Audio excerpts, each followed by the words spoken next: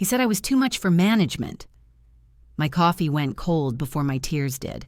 That's the day I started building a name he couldn't afford to hire. My name's Helen, 45 years old, born and raised in Atlanta, Georgia. And this is the story of how I went from being the emotional black woman in HR to the consultant that same company now pays 6 figures per visit just to hear my too much talk. The morning it happened still smells like hazelnut creamer and broken trust. I came in early, like I always did. Heels clicking on tile, laptop in one hand, church playlist humming low through my earbuds. I'd just wrapped a diversity initiative that saved the company a lawsuit and boosted their public image overnight. We were even in a magazine, Local Firm Embraces Inclusion. My face was on page 2, smiling like I finally belonged. Then came the meeting. Conference room B, cold air, colder eyes. "Have a seat, Helen," said Mark, my director. His tie looked expensive, but his soul looked discounted. Beside him sat Lindsay, HR rep who never made eye contact when Truth walked in. Mark folded his hands. "We've been reviewing performance feedback. You're talented, no doubt, but you tend to be, how should I say, too much." I blinked. Too much? What exactly? He smiled, that polite kind of racism that hides behind corporate tone. Too passionate, too personal. The team finds it overwhelming sometimes. Lindsay chimed in like a backup singer. "You know, Helen, leadership requires emotional distance." I laughed once, soft and sharp. "So when I show empathy, it's unprofessional. But when you ignore people, it's leadership?" Silence. You could hear the air conditioner judging us. Mark leaned forward. "We're restructuring. This could be a chance to step back, reflect, maybe take a smaller role while things settle." "Smaller?" I repeated. My stomach dropped. The walls felt closer. "You mean demoted?" He didn't answer, just adjusted his tie again, like power was an accessory. I gathered my folders. "Well," I said, voice steady, "thank you for the reflection opportunity. I'll take it from here." That night, I sat on my porch, laptop open, tears and candlelight mixing like oil and prayer. I Googled how to start a consulting firm. It sounded crazy. I had no clients, no capital, no plan, just years of fixing problems for free and being told I was too much for it. But sometimes, humiliation is fertilizer. By midnight, Helen Harper Consulting was a registered name. I made a logo on Canva, a gold H in a circle, like the sun refusing to set. A week later, I got my severance letter and a box of memories, name badge, mug, photos from office parties, where they'd hugged me for the camera and whispered about me later. I placed the box on my kitchen counter and whispered, "One day, you'll pay for my time." My first gig came from a LinkedIn post that wasn't supposed to go viral. I wrote, "When you tell a woman she's too much, what you're really saying is you can't handle the light she brings." 50,000 likes in a week. 2 inboxes flooded, LinkedIn and Gmail. One message read, "Ms. Harper, I need help training our leadership team. What's your rate?" My rate? I didn't even have one yet. I typed something bold. $200 per session. He replied in 2 minutes. "Deal. When can you start?" I stared at the screen like it was holy. First contract, first check, first taste of power without permission. 2 months in, I was speaking on panels I used to only watch on YouTube. From fired to founder, they called it. Every time someone asked, "What made you start your business?" I smiled and said, "A man in a blue tie told me I was too much." But behind every win, there was still a bruise. Late nights balancing invoices, early mornings sending cold emails. Some days I missed stability, knowing the lights would stay on without a prayer. Other days I'd drive past that glass building and imagine Mark at his desk, still thinking he'd broken me. One evening I got a call. Unknown number. "Hello? Hi, this is Karen from Synergy Corp, Mark's company. We're seeking a consultant to help with our inclusion initiative. Your name came up." I smiled slow. "Really? That's interesting?" "Yes, the board specifically mentioned your reputation. Could we schedule a meeting to discuss rates?" "Rates." That word hit different when it came from the place that once cut your paycheck. Of course, I said sweetly, but I charge a premium for familiar faces. The meeting was surreal. Same conference room, same smell of recycled air and arrogance. Mark was there, pretending not to know me. Karen handled introductions like a PR magician. Everyone, this is Helen Harper, consultant, speaker, leadership strategist. Mark nodded stiffly. Good to see you again, Helen. I met his eyes. You too, Mark. Hope the team's not feeling overwhelmed today. The room chuckled. He didn't. I laid out my proposal. Custom training modules, equity audits, executive coaching. When I slid the folder across the table, Mark flipped to the last page and froze. $18,000 per session, he said. Correct, I replied. Your company will need 6 sessions minimum. He cleared his throat. That's quite high. I smiled. Yes, I tend to be too much. The silence tasted like victory. By the time the contract ink dried, my firm had a waiting list. I hired 2 assistants, a brand manager, and rented a small office with big energy, white walls, gold accents, and a framed print above my desk that read, "You can't fire what God assigned." Every client who walked in left changed, or at least a little uncomfortable. Because I didn't just teach leadership, I taught accountability wrapped in grace. And grace, when delivered with confidence, can humble even the arrogant. 6 months later, Synergy Corp called again. Mark wasn't there anymore. Word was he'd moved on. I didn't ask where. Instead, I trained his replacement, a young black woman named Deja with sharp nails and sharper vision. She hugged me after the session, tears in her eyes. You made me believe I can lead without shrinking. That moment? Worth more than every invoice combined. Sometimes I still think back to that first meeting, the one where I was told I was too much. If I could go back, I wouldn't change a word, because too much built my business. Too much paid my mortgage. Too much became my power. Now when clients hesitate at my fee, I tell them gently, that's okay. I might be too much for your budget too. I didn't quit bitterness. I just turned it into business. That first year on my own taught me something no MBA ever could. Freedom has invoices. You earn it by the hour, you lose it by hesitation. And baby, I was not about to hesitate. It started with a notebook, a plain brown spiral-bound one from the dollar store. On the front, I wrote in black marker, the blueprint. Inside, I listed every mistake that company ever made, every botched meeting, every tone-deaf campaign, every unconscious bias that was very conscious. I broke it down like scripture, line by line, lesson by lesson. Page 1 said, they don't have a culture problem, they have a courage problem. That became my slogan. Simple, true, uncomfortable. Exactly like me. My business grew from whispers. One client told another and another, until my phone sounded like a church bell on payday. I'd wake up to DMs from CEOs who swore they valued diversity, but didn't know where to start.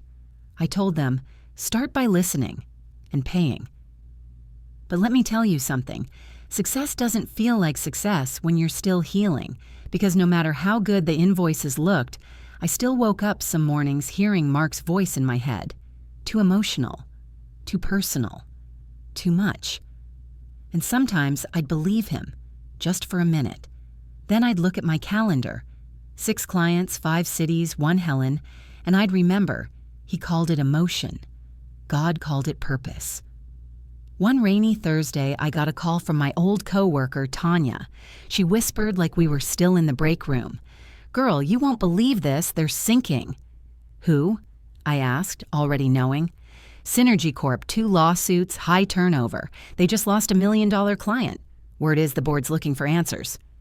I smiled slow, like the thunder outside was clapping for me. Then they'll find me. Sure enough, 2 weeks later, my assistant Bria buzzed into my office. Miss Helen, Synergy Corp left a voicemail. They want a long-term contract, sounded urgent. I leaned back in my chair. Urgent sounds expensive. They scheduled a Zoom call. Board members, attorneys, and one new CEO, a woman this time. Her name was Cheryl Montgomery, mid-50s, calm voice, sharp eyes. She started polite, but I could smell desperation through the screen. "Ms. Harper, your reputation precedes you," she said. "We've been advised you're the best at rebuilding leadership culture." "I am," I said. Silence. She blinked like she wasn't used to women saying that out loud. She cleared her throat. "We're facing morale issues, legal concerns, public image challenges. We'd like to bring you on as an executive consultant." I folded my hands. "My current rate is $32,000 per month, 6-month minimum." Her brow lifted. "That's significant." I smiled. "So are your problems." After a pause, she said, "Send the contract." Just like that, the same company that once called me too much now called me "Ms. Harper, ma'am." I didn't celebrate. Not yet, because revenge feels better slow, when you can taste every detail. First day back on site, I dressed deliberately. White suit, gold hoops, heels that echoed like verdicts. Walked through the same glass doors that once reflected my doubt. The receptionist froze. "Oh my God. Helen?" I smiled. "Miss Harper, now." They escorted me upstairs, same floor where I'd been restructured. Only this time, I wasn't carrying a box of memories. I was carrying authority. Cheryl met me in the conference room. She extended her hand. "Welcome aboard." "Thank you," I said. "Let's start with leadership assessment." We went floor by floor. I met the managers, listened to staff complaints, observed meetings. By noon, I'd already filled 6 pages of notes. At lunch, Cheryl asked, "What do you think so far?" I looked her dead in the eye. "I think your people are scared to be honest, and fear is not a culture. It's a countdown." She stared for a second, then nodded. "Fix it," she said simply. That's when I knew. I wasn't their employee anymore. I was their answer. That afternoon, I found Lindsay, the same HR rep who'd sat beside Mark that day. She looked older, tired, edges frayed from years of smiling through hypocrisy. "Helen?" she gasped when she saw me. "Ms. Harper," I corrected softly. "Consultant." She laughed nervously. "Wow, look at you. I guess it all worked out." "Eventually," I said. "I just had to stop asking for permission to exist." She swallowed hard. "Mark, he didn't last long after you left. A lot changed." "Not enough," I said, and walked away. For 3 months, I transformed that place. Weekly workshops, candid talks, accountability sessions. I made executives sit across from interns and listen. No titles, no excuses, just truth. One day, I asked everyone to write a letter to the employee you ignored. When I read them out loud anonymously, half the room cried. The rest looked like they'd just seen their reflection for the first time. By the end of month 6, productivity rose 40%. Turnover dropped. The lawsuit settled. The company made headlines again. This time with my name in the article. Consultant Helen Harper reshapes corporate culture from within. And there it was. Poetic justice in print. The last day of my contract, Cheryl handed me an envelope. Inside, a bonus check with a handwritten note. "Thank you for being exactly as too much as we needed."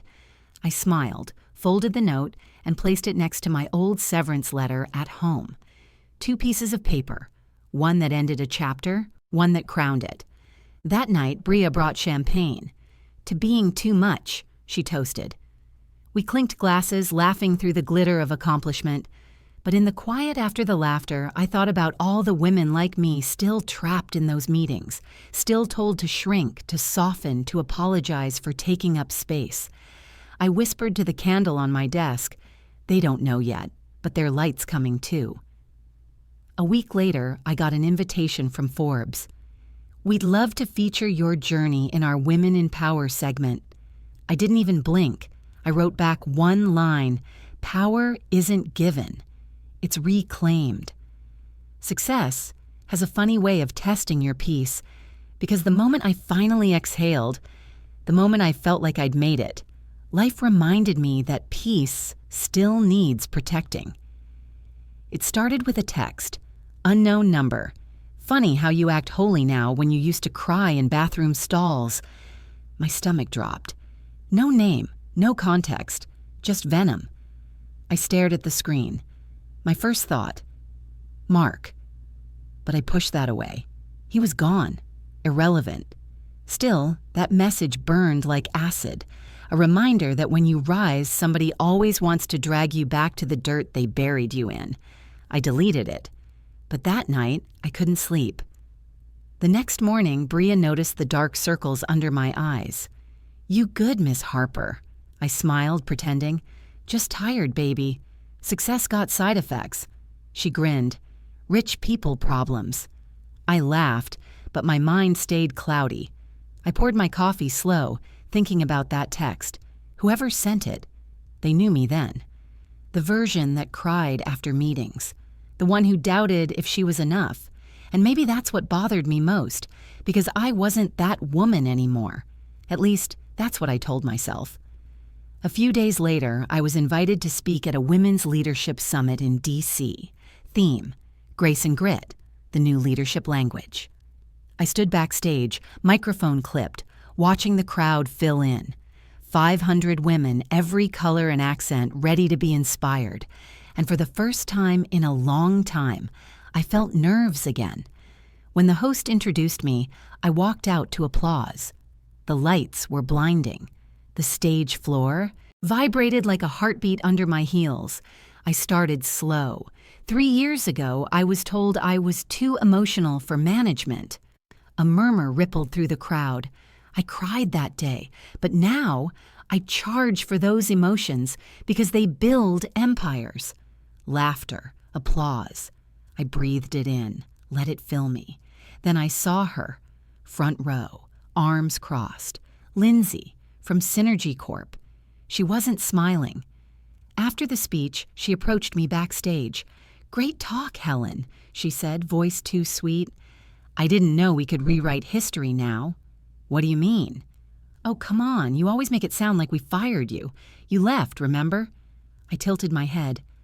"Voluntarily after being restructured. There's a difference." She smirked. "Still milking that victim narrative, huh?" I laughed softly. "No, baby, I turned it into a business plan." She rolled her eyes and walked away, her perfume trailing like an old ghost. But I couldn't shake her words. That night, I replayed my speech in my head, wondering if maybe I had rewritten it, polished the pain until it sparkled. Was that wrong? Did my revenge turn into vanity? Then I looked at my inbox. Hundreds of messages from women who said they finally quit their toxic jobs, started their own thing, found courage through my story. And I remembered, truth doesn't need to be perfect. It just needs to be useful. 2 weeks later, my assistant burst into the office, laptop in hand. "Ms. Harper, you need to see this." It was a post, a blog actually. Title, "The Myth of Helen Harper, When Corporate Activism Becomes Self-Promotion." It was nasty, full of half-truths, old rumors, anonymous sources. Claimed I exaggerated my story for fame. And guess who the author was? Mark. He'd started a consulting blog, which was really just him throwing shade from unemployment. I read every line. My face burned, but my heart stayed calm, because I realized something powerful. He was still talking about me, and I hadn't said his name once. Bria was furious. "You want me to clap back online? I can drag him politely." I smiled. "No, baby, we don't punch down. We invoice up." That afternoon, I sent an email. "Mark, congratulations on your new venture. If you'd like to collaborate, my consultation rate is $40,000 per month. Best, Helen." No response. Just peace. But something in me shifted after that. I stopped chasing applause, started focusing on impact. I began mentoring younger consultants, women who looked like me, spoke like me, and were tired of being told to tone it down. We met every Sunday at a small co-working space downtown. I called it the table. Rule 1, no shrinking. Rule 2, no apologies. Rule 3, no free labor, unless it feeds your soul or your future. One of them, Janelle, was 27, sharp tongue, sharper mind. She said, "Miss Harper, they say I'm hard to work with." Smiled. "Then you're working with the wrong people." She laughed. "I want to be like you when I grow up." I shook my head. Be louder, be freer, be better. The world already got one Helen. That night, I drove home under rain that sounded like applause. I thought about the younger me, crying in her car after being called too emotional. I wished I could reach back through time, touch her hand, and whisper, "Hold on. They'll pay for your peace one day." Because that's what healing is. Not forgetting what broke you, but charging interest on the lessons. Sometimes peace feels like quiet money. You don't brag about it, you just let it pay your rent and buy your calm. But I didn't know peace could be tested twice in the same year. It started on a Tuesday, the kind of Tuesday that looks harmless until the phone rings. "Ms. Harper," a voice asked. "This is Vanessa Price, CEO of CorePoint Manufacturing. We got your name from Cheryl Montgomery. We're in trouble." I leaned back in my chair. "Trouble how?" She hesitated. "We're being sued by a former employee. Discrimination. They said we retaliated after she spoke up." I didn't flinch. "And you did?" A pause. "That's what I need you to find out." 3 days later, I was on a flight to Chicago. A window seat, black coffee, gospel in my ears. Outside, the clouds looked like soft lies. Beautiful from a distance, messy underneath. CorePoint's office was glass and chrome, the kind of place that smelled like ambition and fear. Vanessa met me at the door, late 40s, expensive suit, eyes like burnout headlights. She led me to a conference room. "Everyone's on edge," she said. "The board's panicking. The plaintiff's story is gaining traction online." I nodded. "Send me her complaint and her exit interview." She looked down. "She didn't have one. HR said she quit suddenly." I exhaled slow. Nobody quits suddenly. They just get tired of not being heard. I met the HR manager, a man named Ethan, all fake smiles and nervous tapping. "So, Ms. Harper," he said, "I assure you we handled everything professionally." "Then why am I here?" He blinked. I didn't need an answer. I'd seen this movie before.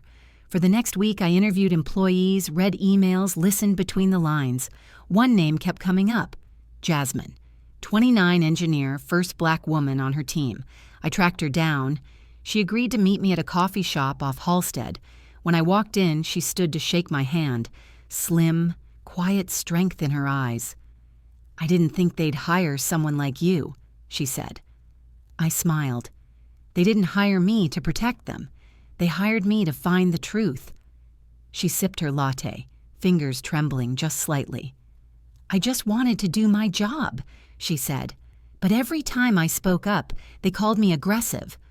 When I stayed quiet, they called me unmotivated." I nodded. "I know that story." She met my gaze. "Do you?" I lived it. For a moment, silence, the kind that holds recognition and rage in the same breath. I finished my report 2 weeks later. It was brutal, honest, documented. My conclusion: CorePoint's issue isn't a single bad actor. It's a culture that punishes difference and rewards silence. I handed it to Vanessa. She read every page in silence, then looked up. "This could ruin us." I tilted my head. "Or rebuild you. Depends on what you do next." She sighed. "I didn't expect you to side with her." "I didn't side with her," I said. "I sided with the truth. It's the only thing that doesn't need HR approval." That report went viral. Someone leaked it. I still don't know who. But overnight, my name was back in headlines. "Consultant exposes corporate racism at top firm." Half the world called me a hero. The other half called me difficult. And somewhere I smiled, because either way, they had to call me something. Bria panicked when we saw the backlash online. "Ms. Harper, they're dragging you on Twitter." I laughed. "Baby, let them. You can't trend and be silent at the same time." A week later, Jasmine called. I got a job offer, she said. NASA. I froze. Girl, what? They saw the story, said they want people who speak up. I laughed so hard I cried. That's how you win, not by shouting louder, but by surviving louder. She sniffled. You saved me. No, I said softly. You reminded me why I started. That night, I sat on my balcony, city lights shimmering like broken promises finally repaired. I poured a glass of wine, exhaled the week. My phone buzzed again. Unknown number. For a second, I almost ignored it. Then I answered. Ms. Harper, it's Mark. My body went still. Why are you calling me? I read your article, he said quietly.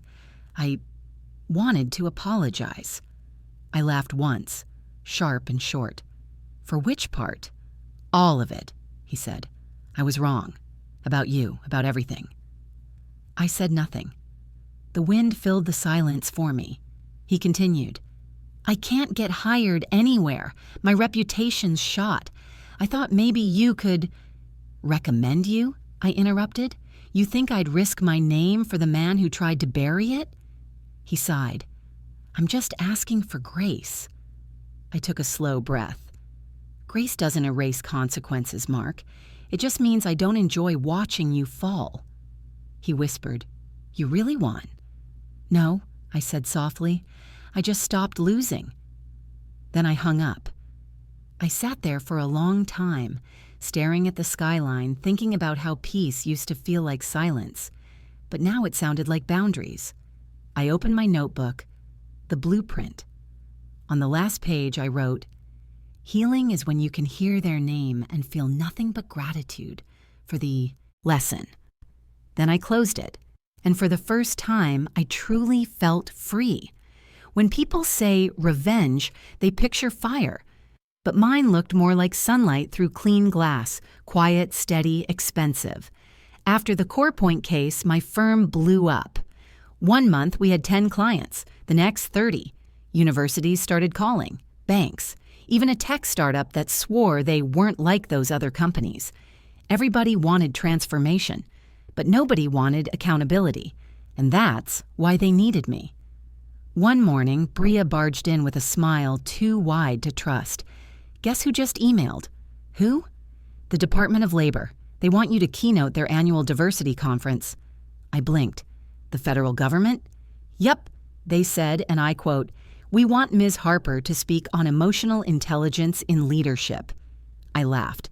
Emotional intelligence? The same thing I got fired for? Bria grinned. Full circle, boss. The event was in D.C., same hotel where I once waited tables in college to pay rent. Walking through those doors again felt like walking through a memory. Same marble floors, different shoes. The room was packed.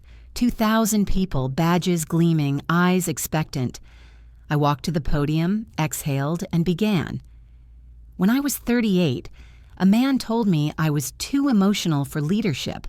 At 45, I built a business teaching leaders what emotion actually means. Humanity. You could have heard a pin drop. Then I told them the truth. Corporate America keeps confusing professionalism with numbness. But numbness doesn't build teams. Compassion does. And compassion, that's intelligence you can't fake with a PowerPoint. Applause roared like thunder in a marble canyon.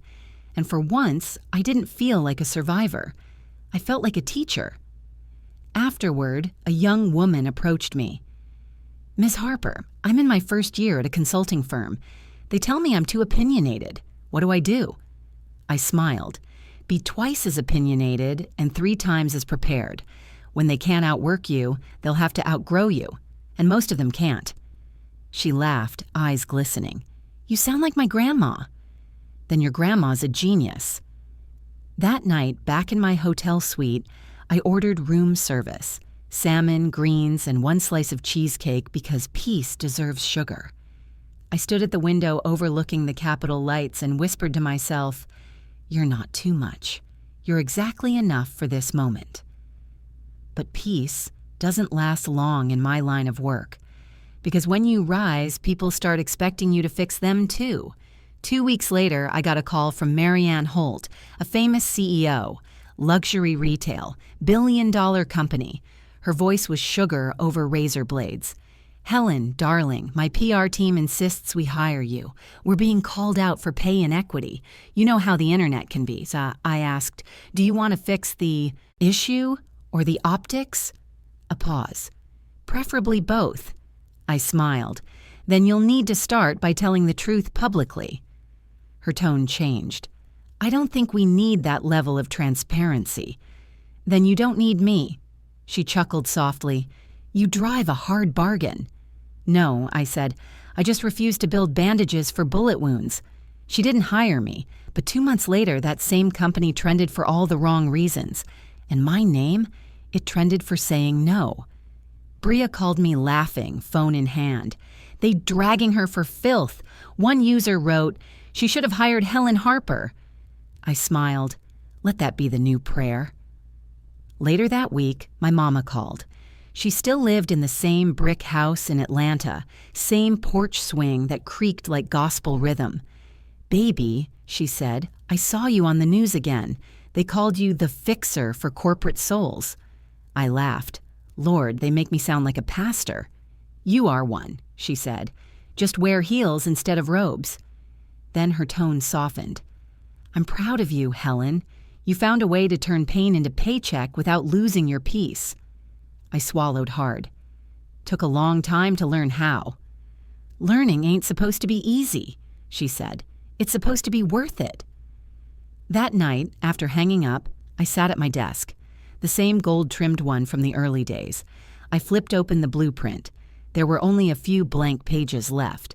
I wrote at the top of one, "Legacy." Then underneath, "Teach women to make their voice their business." And I meant it. That idea became the Harper Academy, a virtual mentorship network for women of color in leadership.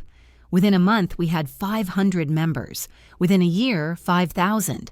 Workshops, speaker sessions, networking circles, all designed to turn every too much into a trademark. Our motto? If they can't handle your fire, don't dim it. Build a brand around it. One evening, I hosted a live Q&A. A woman named Celeste asked, "Ms. Harper, how do you forgive people who tried to destroy you?" I thought for a moment, then said, "You forgive them when you realize they were never your enemy. They were your evidence. Proof that grace wins louder." The chat exploded with hearts and tears. When the live stream ended, I closed my laptop and exhaled. The apartment was quiet, the good kind of quiet.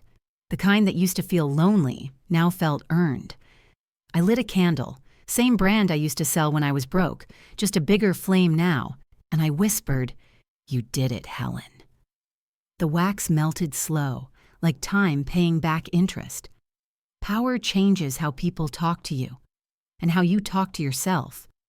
But no matter how high you climb, life has a way of asking, "Do you still remember who you are when nobody's clapping?" It was spring. Atlanta was heavy with jasmine and humidity, the kind that sticks to your skin and makes memories smell like rain. I'd been booked solid for months, back-to-back speaking gigs, TV appearances, corporate retreats. People started calling me Dr. Harper, even though my doctorate came from survival, not a university. But that April morning, I woke up tired, not the kind of tired that sleep fixes, the kind that success hides. I stared at my reflection. Perfect makeup, perfect suit, empty eyes. "Who are you performing for?" I whispered to the mirror. That afternoon, I had lunch with Deja, the young executive I once trained at Synergy Corp. She was glowing, confident, alive. We sat by the window of a downtown cafe, laughter bouncing between us like light. She said, "Ms. Harper, you changed my life. I just got promoted, VP of Operations." I grinned. "Look at you, running rooms they never wanted you in." She smiled, then hesitated. "Can I be honest?" "Always." "Sometimes I worry I'm becoming them, the bosses I swore I'd never be." I leaned forward. "That means you're paying attention. Power doesn't corrupt. It amplifies. Just make sure it's amplifying the right things." She nodded, eyes glistening. "You always know what to say." I smiled softly. "Only because I've lived what you're afraid of." After she left, I stayed a while, watching people rush by outside. Suits, briefcases, coffee cups, all chasing validation. And I thought, maybe revenge wasn't the ending. Maybe it was just the middle chapter of healing. That night, Bria texted me a video link. "You gotta see this." It was a clip from Voices of May, a storytelling channel that specialized in real-life confessions. The title read, "My boss said I was too much, so I became his consultant." I froze. It was my story, word for word. Different actress, different name, but the script was mine. I watched in silence, every beat, every sentence. Even my porch candle scene, they'd stolen it. I called Bria immediately. They ripped my entire story. "I know, Miss Harper, I already emailed their producer." What did they say? They said it was inspired by real events and public domain. I laughed bitterly. Funny how our pain always becomes public domain once it's profitable. That night, I sat in the dark, laptop open, fingers hovering over the keyboard. Do I sue them? Expose them? Or do I outwork them again like always? Then a thought hit me. They copied the story, but they can't copy the voice. And voice, that's what made me unforgettable. So instead of fighting, I created something new. 2 weeks later, I launched The Confession Room, a video series where real women told their stories in their own voices. No actors, no filters, just truth, raw and alive. Our first episode hit 1 million views in 3 days. Comments flooded in. This saved me. Finally, someone telling it how it feels. Helen Harper is the voice we all needed. And I realized something Mark never understood. You can't silence authenticity. It multiplies. The channel grew fast. Soon we had dozens of stories. Mothers, executives, nurses, cashiers, all saying the same thing. They told me I was too much. They were right. I'd sit in the editing room, tears slipping down my cheeks, watching these women find freedom in their own words. One night after filming, I looked around the studio, cameras humming, lights soft and gold, and whispered, "This is what power looks like when it heals instead of hurts."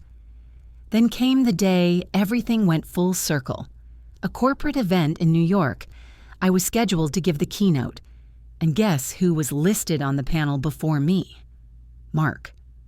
Apparently, he'd reinvented himself again. Corporate recovery strategist. When I saw his name, my stomach didn't twist. It just settled. The universe has a wicked sense of humor. At the event, I stood backstage as he spoke. Same confident tone, same polished arrogance. But now, his words felt hollow. People listened politely. Not inspired, just enduring. When it was my turn, I walked out in a cream suit, microphone in hand. The stage lights felt warmer this time, like grace itself. I looked straight at him in the front row and began, "Years ago, a man told me I was too much for management. He was right, because I was never meant to be managed. I was meant to lead." The crowd erupted. I spoke for 40 minutes about healing, about truth, about turning disrespect into direction. And when I finished, Mark stood up and clapped. Not out of pride, out of surrender. That was the moment I knew revenge was over. This was redemption. Later, he approached me quietly. "You were brilliant," he said. I smiled. "You should know. You helped write the first draft." He laughed, awkward. "I mean it, Helen. I learned a lot from you." "I know," I said, turning to leave. "That's why I stopped being angry. You already paid in lessons." And I walked away, heels clicking like punctuation on a story well told. That night, I called Mama again. "Remember when you said I was a pastor in heels?" She chuckled. "I remember." "Well," I said, smiling, "the congregation just got bigger." When the noise fades, truth gets loud. After the New York conference, life slowed down, not because the world stopped calling, but because I finally stopped running. For years, I chased validation like rent money. Now, I only chased peace. I moved my office out of the city, rented a small brick building in Decatur, 2 rooms and a porch swing, the kind of place where success doesn't echo, it hums. Bria called it the sanctuary. We painted the walls cream and gold, lit candles, filled the air with jazz. Clients walked in anxious and left quiet like they'd been to therapy. One of them, a VP from a law firm, said, "Helen, you don't consult, you convict." I smiled. Same thing, baby. One just comes with an invoice. That spring, the confession room hit 5 million subscribers. One episode in particular, a nurse telling her story about being fired for wearing braids, went viral.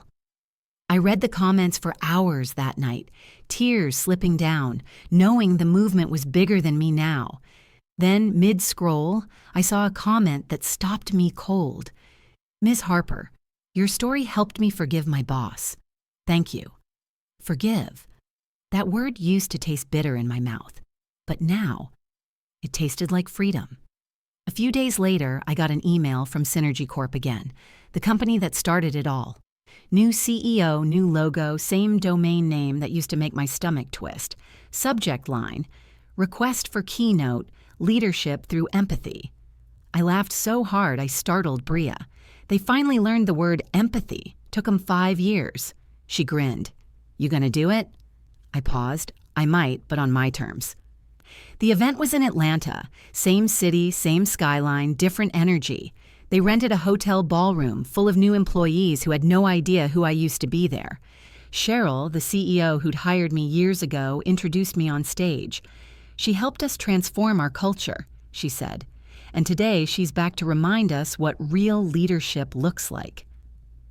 I stepped up to the mic, smiled at the sea of faces, and said, "I used to work here. Back then I was told I was too much. Turns out I just needed a bigger stage." The audience erupted.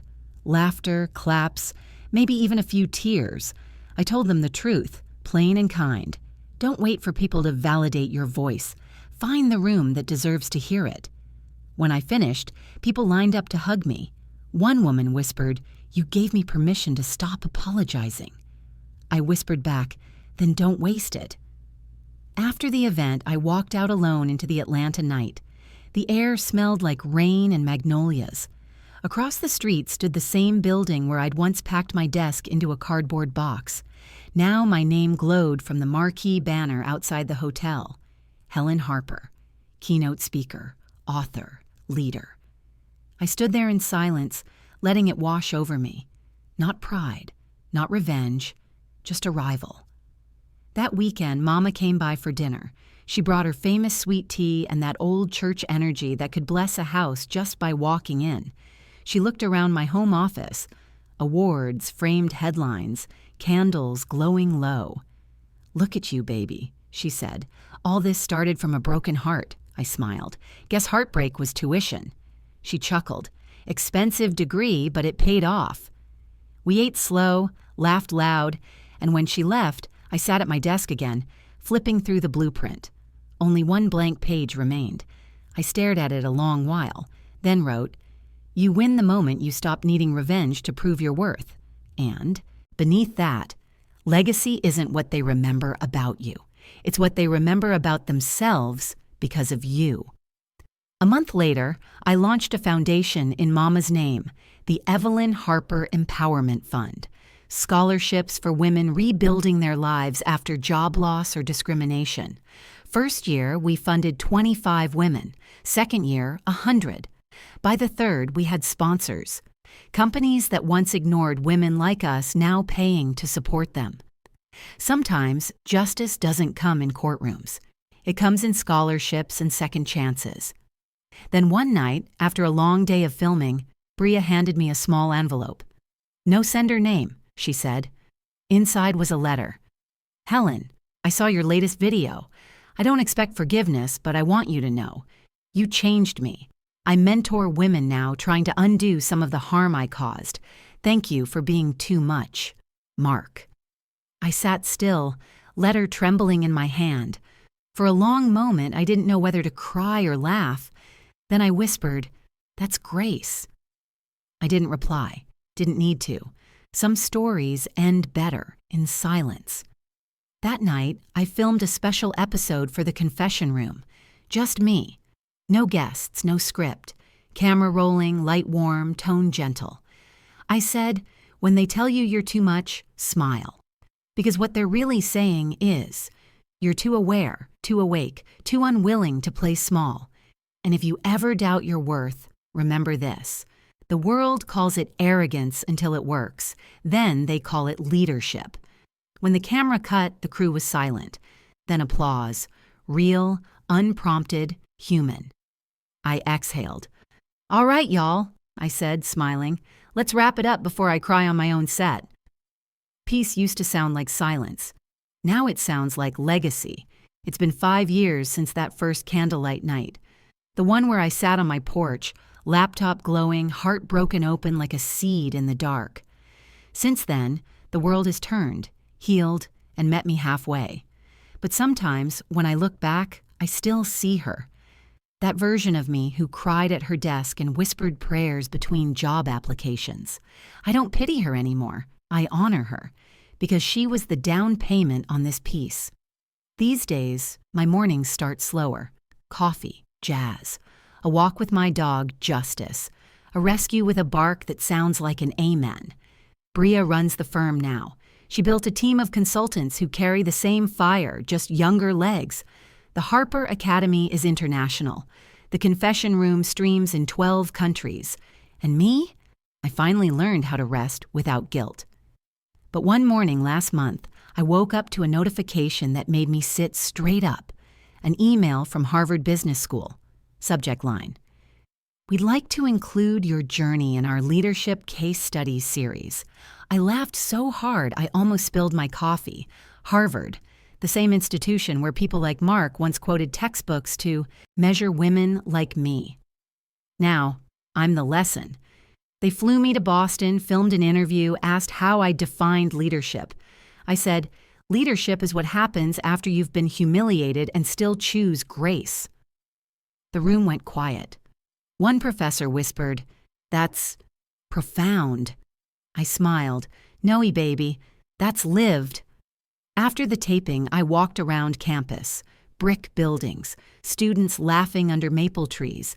I thought about how many people out there still think they have to be perfect to be powerful. They don't. They just have to be real.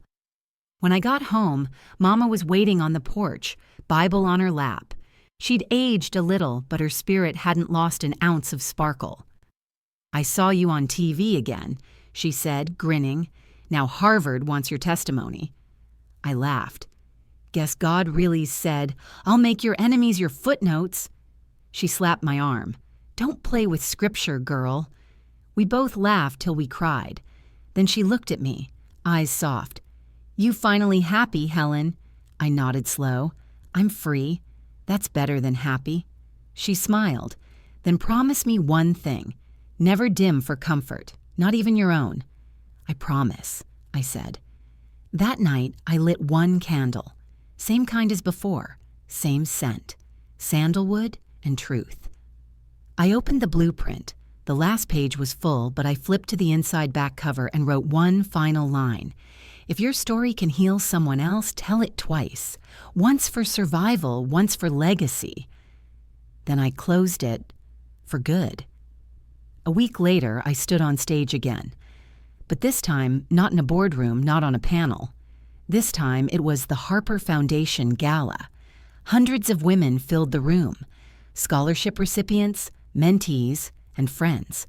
Bria stood by the stage, glowing like pride itself. I took the mic and said, 5 years ago, I thought revenge was my victory. But revenge ends when peace begins. And peace begins when you stop needing them to see your worth, because you already see it yourself." The audience rose to their feet. Tears. Applause. And for the first time, I didn't cry. I just smiled, steady and whole. After the gala, I stood outside alone for a minute, just breathing in the night air. A young woman approached me, maybe 22, nervous but bright-eyed. "Miss Harper, I just wanted to say thank you," she said. "I watched your story when I was at my lowest. I didn't quit because of you." I touched her hand. "Don't thank me, baby. Just promise you'll help the next woman see herself sooner." She nodded, tears glimmering. "I will." As she walked away, I looked up, stars like quiet applause above me, and whispered, "Look what silence built." Because it wasn't noise that made me powerful. It was the pause after the pain, the breath between endings, where purpose waited. And so, here I am, Helen Harper. Once called too much, now the consultant they can't afford, the mentor they quote, the story they study. If you were in my shoes, what would you have done? Would you have screamed, quit, folded, or would you have turned your pain into payroll like I did? Let me know in the comments, and don't forget to subscribe for more stories like this, because revenge might start the fire, but healing keeps the light on.